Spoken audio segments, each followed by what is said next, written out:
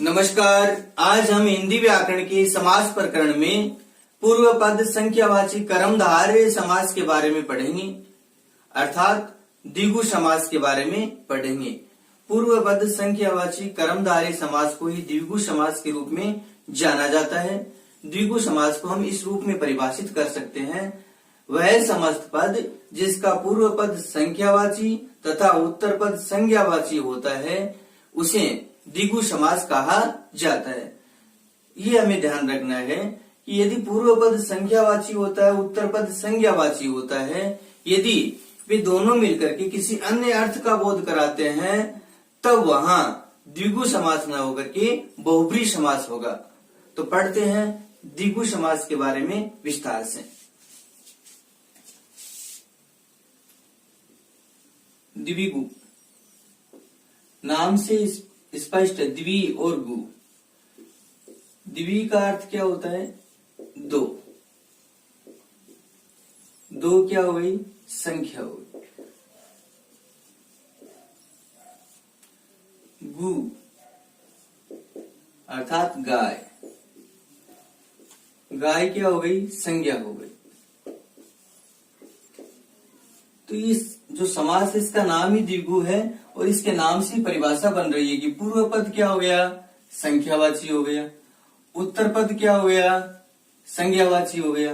यदि पूर्व पद संख्यावाची और उत्तर पद संज्ञावाची होते हैं, दोनों मिलकर के अन्य अर्थ का बोध नहीं कराते हैं, तब वह द्विगु समास कहलाता है, अर्थात उसे पूर्व पद संख्यावाची कर्मधारय समास कहते हैं। यदि पूर्व पद संख्यावाची है, उत्तर पद संज्ञावाची है, वे दोनों मिलकर के अन्य अर्थ का बोध कराते हैं, तब वहां बहुब्री समास होता है। कौन सा समास होता है?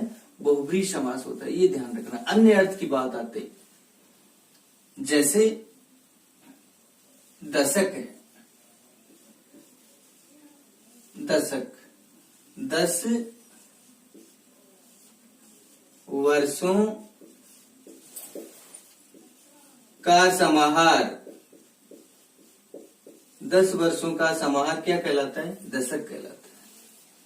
पूर्व पद क्या हो गया? संख्यावाची हो गया। उत्तर पद वर्ष है, वो क्या हो गया? संज्ञावाची हो गया। इसी प्रकार शताब्दी है, शताब्दी। शत अब्दों का समाहार। समाहार कह दो या समूह कह दो। अब्दों का अर्थ क्या होता है? वर्ष होता है। क्या होता है? वर्ष। शत का अर्थ क्या होता है? 100। ऐसा कह सकते हैं सरल रूप में, 100 वर्षों का समाहार। सहस्राब्दी, सहस्राब्दी। सहस्र अब्दों का समाहार सहस्राब्दी कहलाता है। सहस्र का अर्थ क्या होता है? 1000 होता है। सरल रूप में कहें, 1000 वर्षों का समाहार बराबर सहस्राब्दी। इसी तरह सप्ताह है,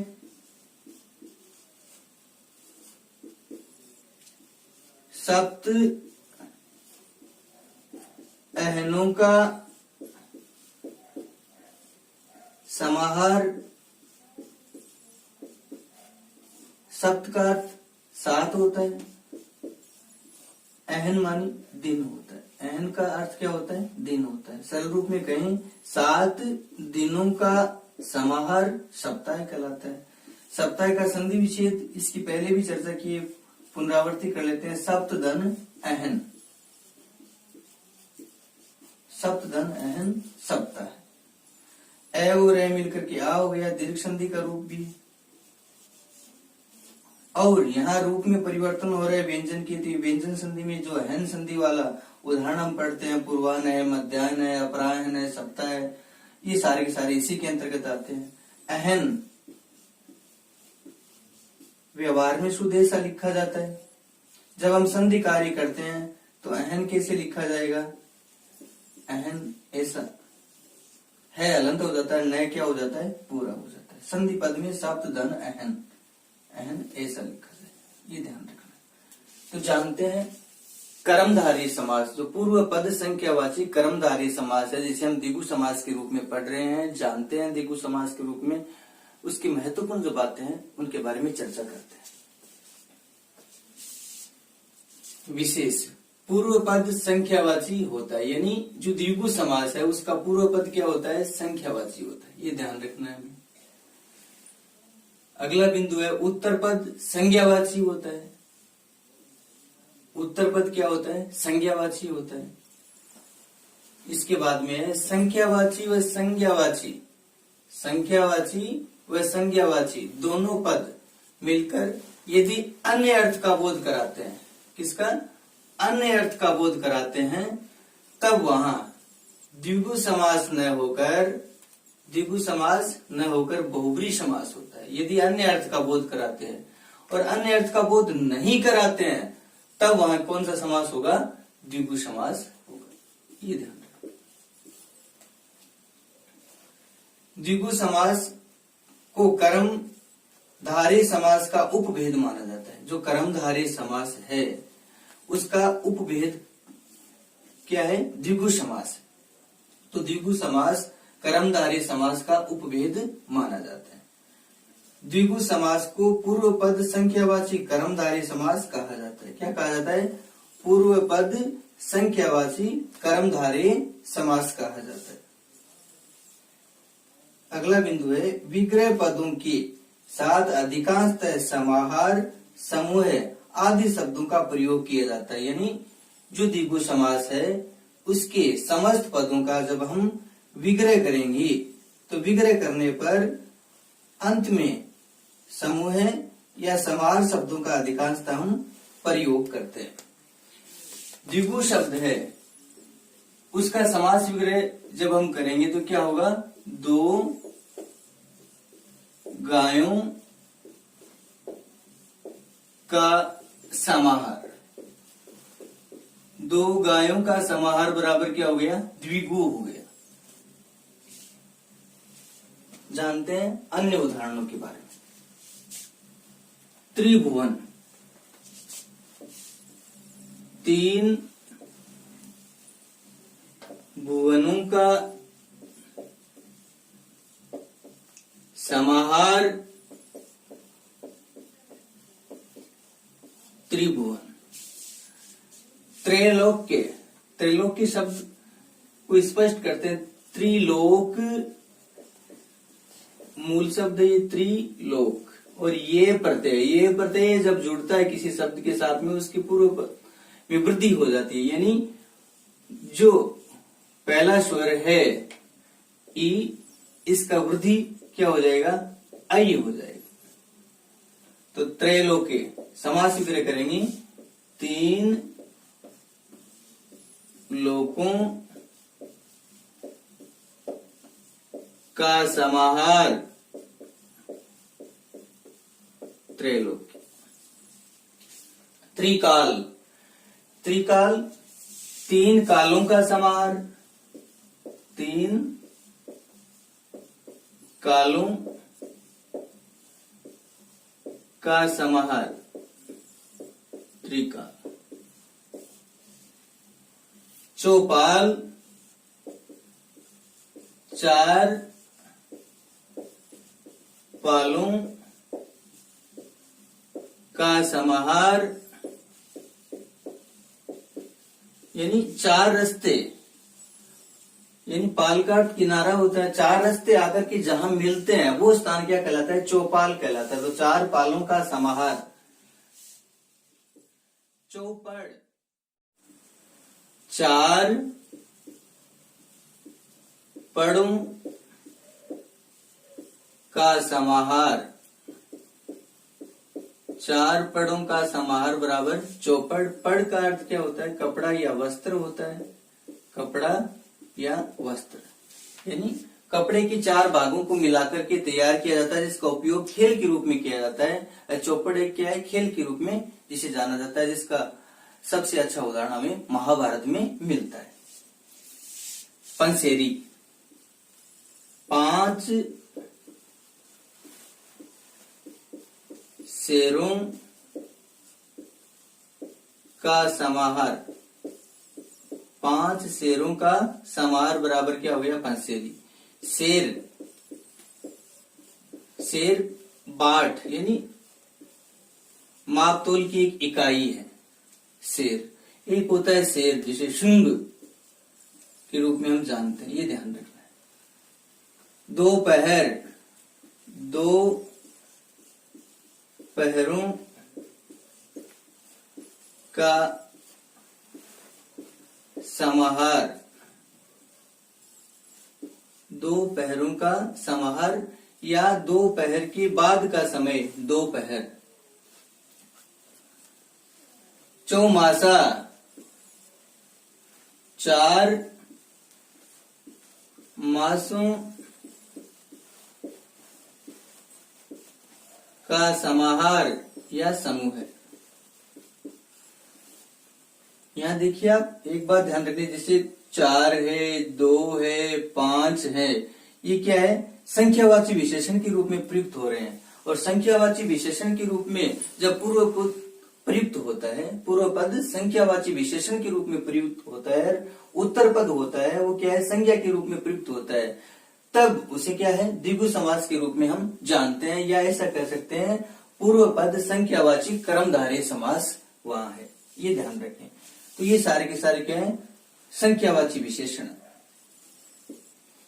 चौराहा, 4 राहों का समाहार। 4 राहों का समाहार। अठवाड़ा, 8 वारों का समाहार,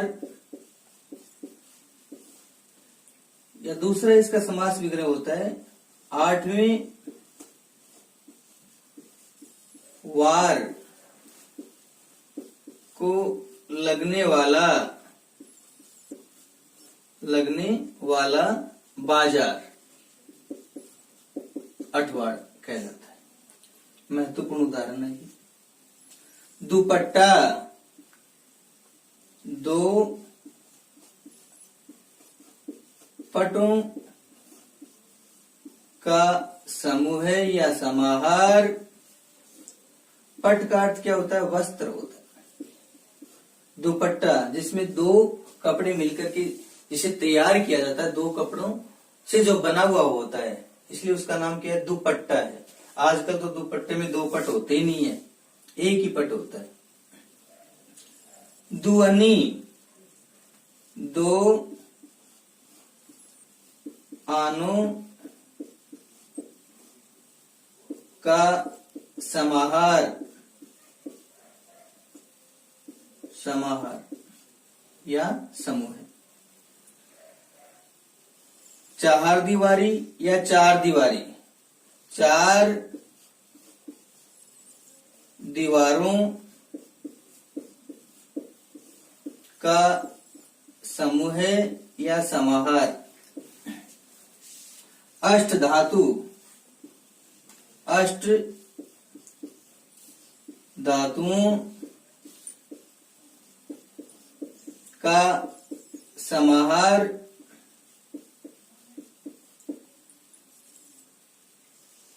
चौबारा, 4 बारों का समूह या समाहार। बारों यानी यहाँ बार जो है वो किसके रूप में प्रयुक्त है? दरवाजा, दरवाजे के रूप में या द्वार के रूप में प्रयुक्त है। जिसमें 4 दरवाजे होते हैं, 4 द्वार होते हैं, उसे क्या कहा जाता है? चौबारा कहा जाता है। तिकोना, 3 कोनों का समाहार या 3 कोने हैं जिसमें वह तिकोना हो गया। तो कोने की विशेषता क्या है? 3 है। यहाँ द्वार की विशेषता क्या है? वो 4 है। तो कहने का मतलब ये सारे के सारे क्या है, संख्यावाची विशेषण है। चर्चा करते हैं इसके बाद में। त्रिदोष, तीन दोषों का समाहार या समूह है। वात, पीत, कफ, ये तीन दोष कहलाते हैं। त्रिमूर्ति, तीन मूर्तियों का समाहार, चौपाया, चार पायों का समूह है या समाहार। पायों का अर्थ पैर से, चार पायों वाला या चार पैरों वाला चौपाया हो गया, पशु के रूप में भी जानते हैं। पंचारिष्ट, पांच अरिष्टों का समूह है। पंच अरिष्टों का, अरिष्ट का अर्थ क्या होता है, रस होता है। पांच रसों का समूह है यह समाहार, पंचारिष्ट। चतुरंगिणी, चार अंगों का समाहार या समूह है चतुरंगिणी। एक सेना होती है, यहाँ चतुर चार से लिया गया है। चतुधन अंगिनी, चार अंगों वाली या चार अंगों का समाहार चतुरंगी। पंचामृत, पंच या पांच अमृतों का समूह है। पंचांग, पांच अंगों का समाहार या पांच अंगों का समूह है। षड्रस, षट रसों का समाहार। षड्यंत्र, षट या छह यंत्रों का समूह है या समाहार। साम, दाम, दंड, भेद, अस्त्र, शस्त्र, ये छह यंत्र माने जाते हैं। षड्यंत्र, महत्वपूर्ण शब्द षड्यंत्र रचय, इसका मतलब इनमें से किसी न किसी का प्रयोग किया जा रहा है, छहों का प्रयोग किया जा सकता है षड्यंत्र में। षटकोण, षट कोणों का समाहार या समूह है। नवगांव, नौ यानी 9 गांवों का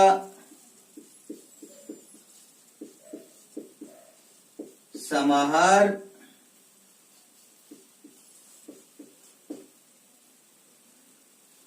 सप्ताह, सप्त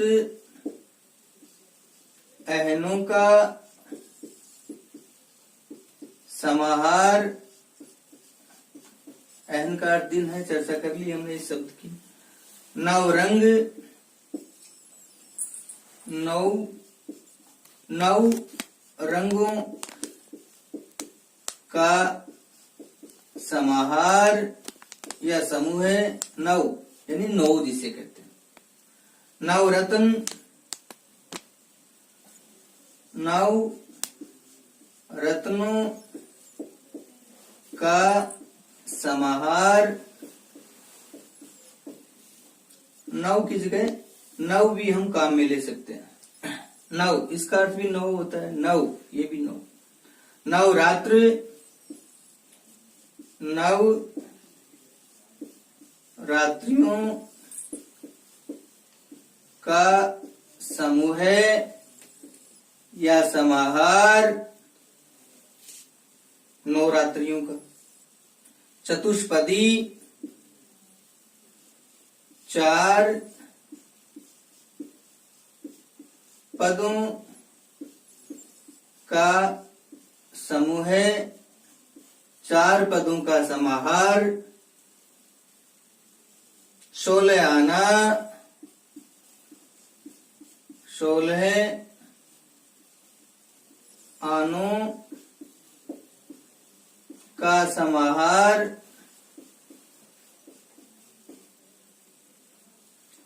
16 आना, 1 रुपये में कितने आने होते हैं? 16 आने होते हैं। जब हम पहले इस शब्द का प्रयोग करते थे कि बात है वो 16 आना साची है, इसका मतलब 100% खरी है, उसमें झूठ कहीं भी नहीं है।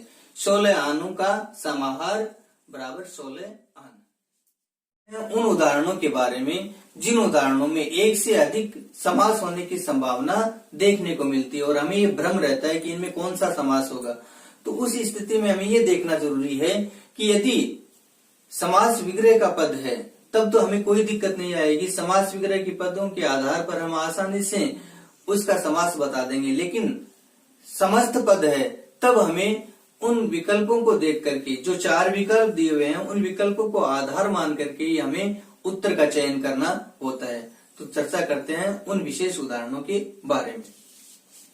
जैसे 3 रंगों वाला है जो, ये समास विग्रह है, विग्रह पद है।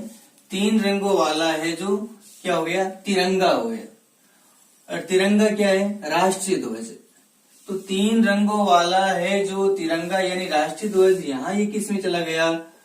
बहुब्रीहि समास में चला गया, बहुब्रीहि समास में। और इसी का समास विग्रह अगर ये आ गया, विग्रह पद 3 रंगों का समाहार बराबर क्या हो गया? तिरंगा।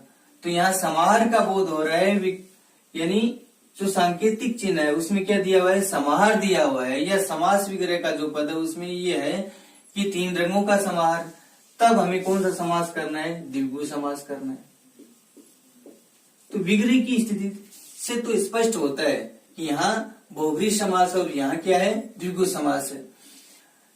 यदि विग्रह का पद नहीं है और सिर्फ समस्त पद है तब हमें इनके विकल्प को देखना होता है। यदि सांकेतिक चिन्ह दिया हुआ है तब तो कोई दिक्कत नहीं है। जैसे 2005 में चतुर्भुज के बारे में पूछा गया और उसमें सांकेतिक चिन्ह दिया हुआ था विष्णु और समूह है, तो यहाँ तो कौन सा हो गया? विष्णु आया, तब तो बहुब्रीहि समास हो गया।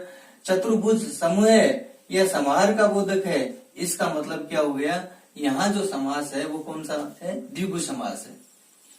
पंचवटी स्थान है, इसका मतलब ये स्थान विशेष के लिए प्रयुक्त हो रहा है। इसका समास विग्रह क्या होगा? 5 वटों का संगम स्थल है जो। तो स्थान विशेष हो गया पंचवटी, बहुब्रीहि समास में जाएगा।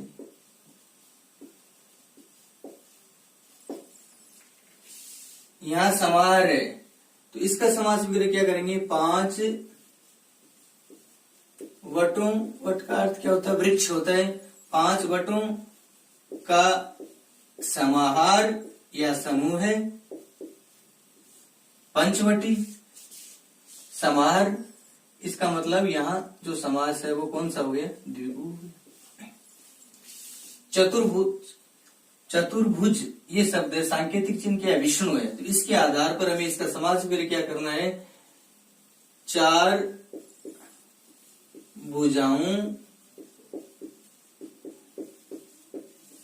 भुजाओं वाला है जो, है जो कौन हो गया? विष्णु हो गया। चतुर्भुज समास कौन सा होगा? यहाँ बहुब्रीहि समास होगा। और दूसरा समास विग्रह करेंगे इसका समूह के रूप में। चार भुजाओं का समाहार या समूह है, चतुर्भुज हो गया। समास समूह आते ही क्या हो गया, द्विगु समास हो गया। तो ये सांकेतिक चिन्ह है, उसके आधार पे भी हमें समास विग्रह करना होता है और उत्तर आसानी से निकल जाता है। अगर इसका विग्रह ये करते हैं और इसका विग्रह ये करते हैं तो उत्तर जो है अपना वो क्या हो जाएगा, गलत हो जाएगा। इस बात का हमें ध्यान रखना है। इसके बाद में है पंजाब, यहाँ स्थान विशेष है, तब इसका समास विग्रह क्या होगा, पांच आबों का संगम स्थल है जो पंजाब हो गया, एक स्थान विशेष है, राज्य है। तो आबों, आब का अर्थ क्या होता है, जल होता है, और यहाँ जल से तात्पर्य क्या है, पांच आबों से, नदियों से है। पांच नदियों का संगम स्थल है जो पंजाब, एक स्थान विशेष हो गया। किस में जाएगा, ये बहुब्रीहि समास में जाएगा। पंजाब समाहार है सांकेतिक चिन्ह, तब इसका समास विग्रह क्या करेंगे, पांच आबों का समाहार पंजाब हो गया, द्विगु समास होगा, विशेषण के रूप में प्रयुक्त हो रहा है। आब की विशेषता क्या है, पांच है। भुजाओं की विशेषता क्या है, चार है। तो ये चीजें हमें ध्यान रखनी है। यहाँ विशेषण के रूप में है लेकिन पूरा पद विशेषण के रूप में है, तब क्या हो गया, बहुब्रीहि समास हो गया। ये अंतर है। त्रिवेणी सांकेतिक चिन्ह देखिए आगे, प्रयाग है, इसका मतलब संपूर्ण पद है वो विशेषण है।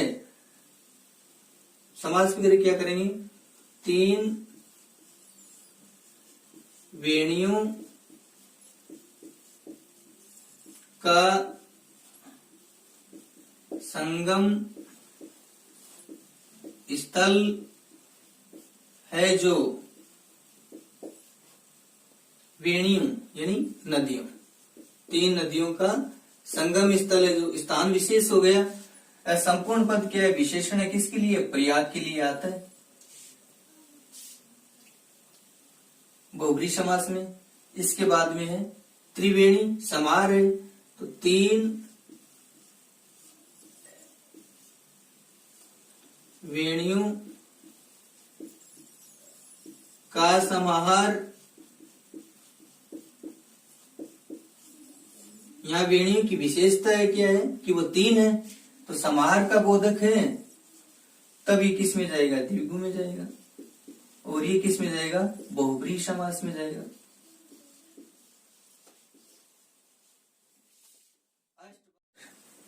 अष्टावक्र का समास विग्रह करेंगे इस सांकेतिक शब्द के आधार पे। विद्वान ऋषि, अष्ट वक्र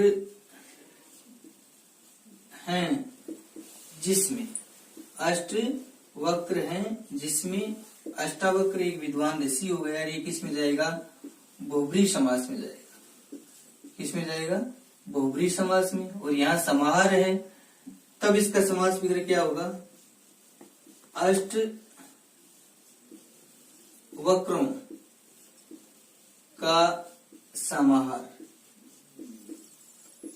तब ये जाएगा अष्टावक्र जो है द्विगु समास में। अष्टाध्यायी सांकेतिक शब्द है, पुस्तक विशेष, तब इसका समास वगैरह क्या होगा, अष्ट अध्याय वाली है जो, एक पुस्तक विशेष हो गई, बहुब्रीहि समास हो गया, पाणिनि के द्वारा रचित एक पुस्तक है। अष्टाध्यायी समूह के रूप में, अष्ट अध्यायों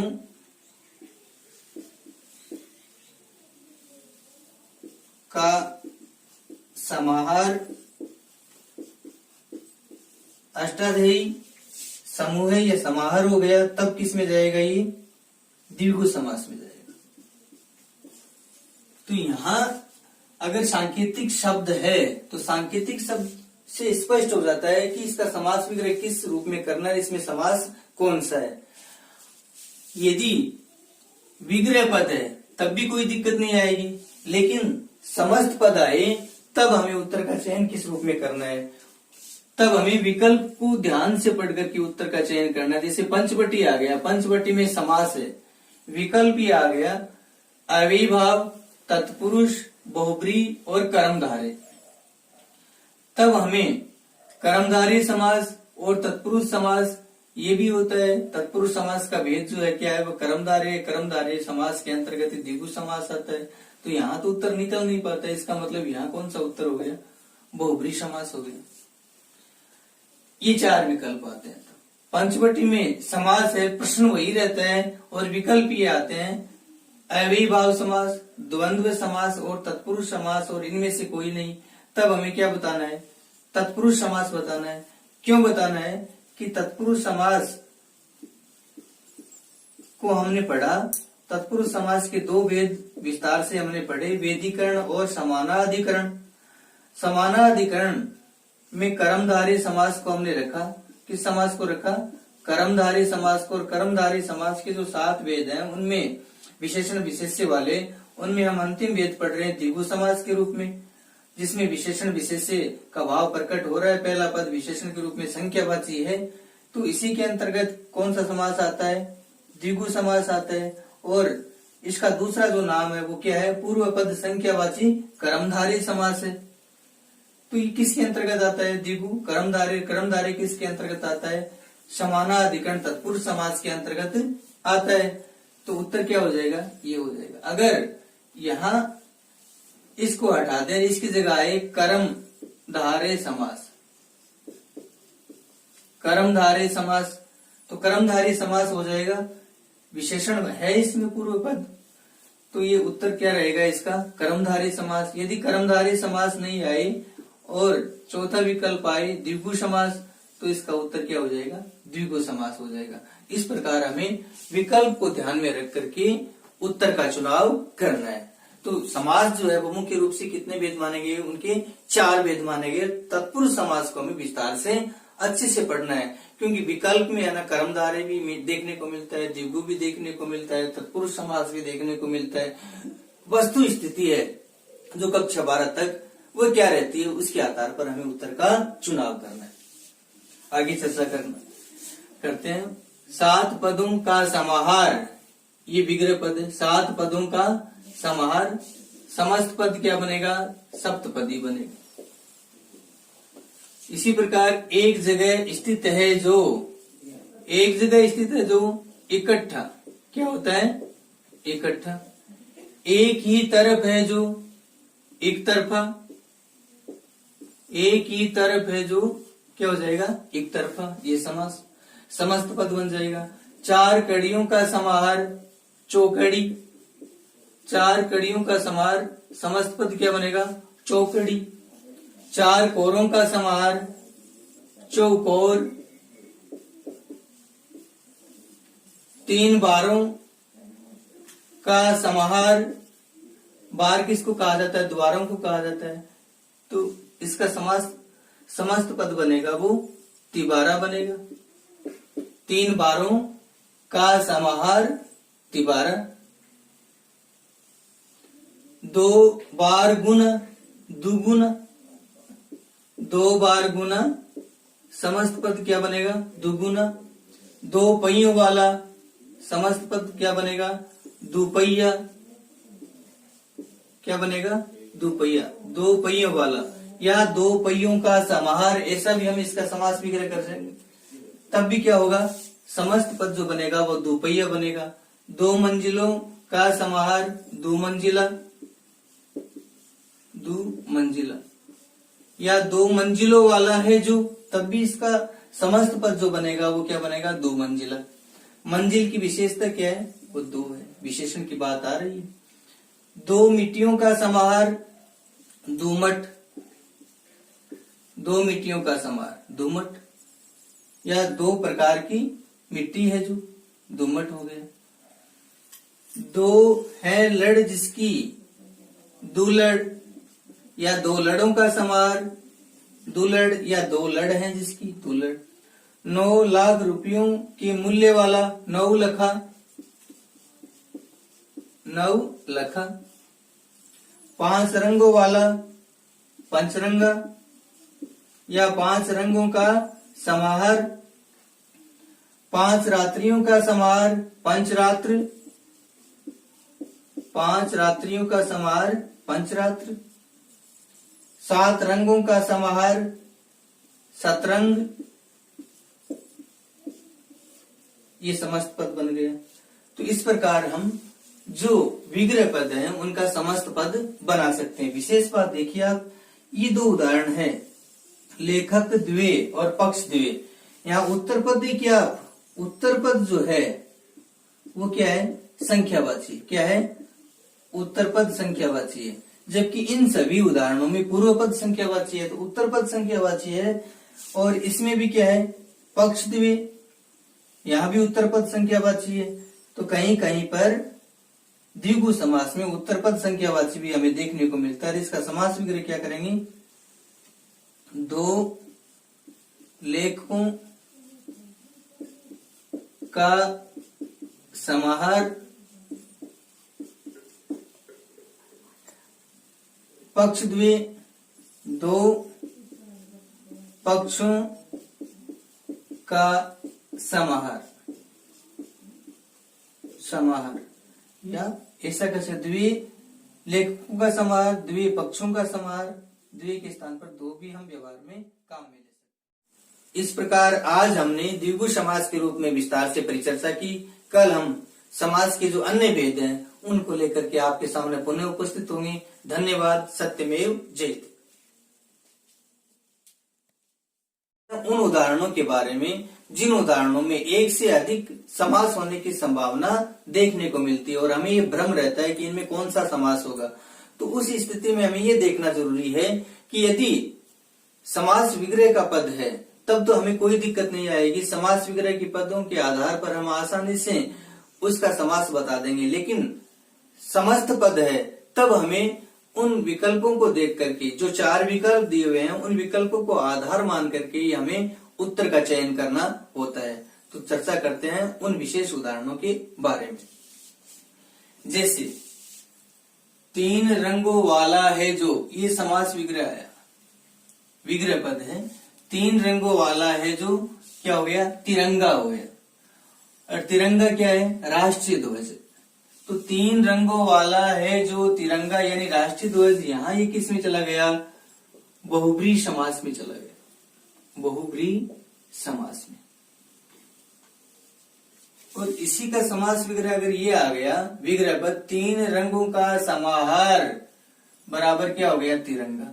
तो यहाँ समाहार का बोध हो रहा है, यानी जो सांकेतिक चिन्ह है उसमें क्या दिया हुआ है, समाहार दिया हुआ है। या समास विग्रह का जो पद है उसमें ये है कि 3 रंगों का समाहार। तब हमें कौन सा समास करना है, द्विगु समास करना है। तो विग्रह की स्थिति से तो स्पष्ट होता है कि यहाँ बहुब्रीहि समास और यहाँ क्या है, द्विगु समास है। यदि विग्रह का पद नहीं है और सिर्फ समस्त पद है तब हमें इनके विकल्प को देखना होता है। यदि सांकेतिक चिन्ह दिया हुआ है तब तो कोई दिक्कत नहीं है। जैसे 2005 में चतुर्भुज के बारे में पूछा गया और उसमें सांकेतिक चिन्ह दिया हुआ था विष्णु और समूह है। तो यहाँ तो कौन सा हो गया, विष्णु आया, तब तो बहुब्रीहि समास हो गया। चतुर्भुज समूह है या समाहार का बोधक है, इसका मतलब क्या हो गया, यहाँ जो समास है वो कौन सा है, द्विगु समास है। पंचवटी स्थान है, इसका मतलब ये स्थान विशेष के लिए प्रयुक्त हो रहे हैं। इसका समास विग्रह क्या होगा, 5 वटों का संगम स्थल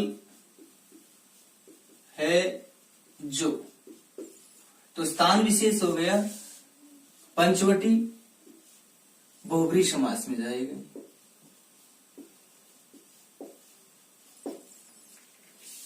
यहां समाहार है तो इसका समास विग्रह क्या करेंगे, 5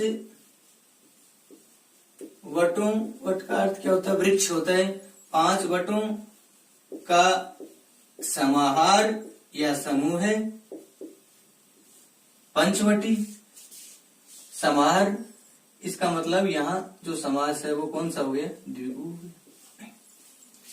चतुर्भुज, चतुर्भुज ये शब्द है, सांकेतिक चिन्ह क्या है, विष्णु है, तो इसके आधार पर हमें इसका समास विग्रह क्या करना है, 4